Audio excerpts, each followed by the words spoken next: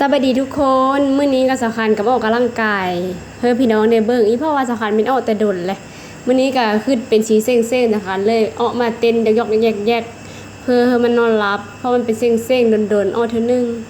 ออกไปตามภาษาสำคัญและสำคัญขึ้นท่าเลยออกสำคัญก็เต้นท่านั้นสำคัญว่าขึ้นว่าเฮ็ดท่านี้รู้สึกว่ามันยืดเส้นยืดเอ็นเฮาดีเด้สองมาหน้าท้องก็ได้ยืดท้ายสำคัญเฮ็ดสำคัญรู้สึกว่ามันได้ผลแท้เมื่อยบ่เมื่อยเด้เฮาเฮ็ดท้าละประมาณถ้าเพิ่นมีเมื่อยไปเลยก็ประมาณท้าละ20ครั้งอันนี้ก็โอเคเฮ็ดให้เฮาอ้อสองมาหน้าท้องอันนี้รู้สึกว่าได้แท้ท่านี้โดยเฉพาะท้าตัวนี่ข้างคักตัวนี้ก็คือกันถ้าเฮาจ้างขาเอาคักๆแล้วเฮาก็ยืดแขนขึ้นสุดๆให้หน้าท้องให้มันยืดขึ้นไปนะแล้วก็บอนที่ท้องน้อยให้มันก็รู้สึกเค้งๆคืออันนี้นะอันนี้คือทานี้ค่ะนี่นะเจ้าแต่ละมือแต่ละเว้นอยู่ผู้เดียวเนี่ยไม่ได้เฮ็ดเพิ่นเลยเฮ็ดแบบนี้แหละบางเทื่อก็ร้องเพลงลิ้นบางเทื่อก็อัดคลิป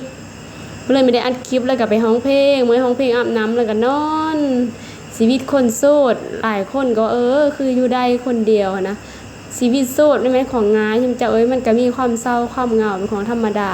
แต่ว่าเพื่อคนใดคนหนึงอยู่โสดได้มันก็เป็นของง่ายเด้อต้องเป็นคนที่เก่งที่สุดคลิปนี้จบส่ำนี้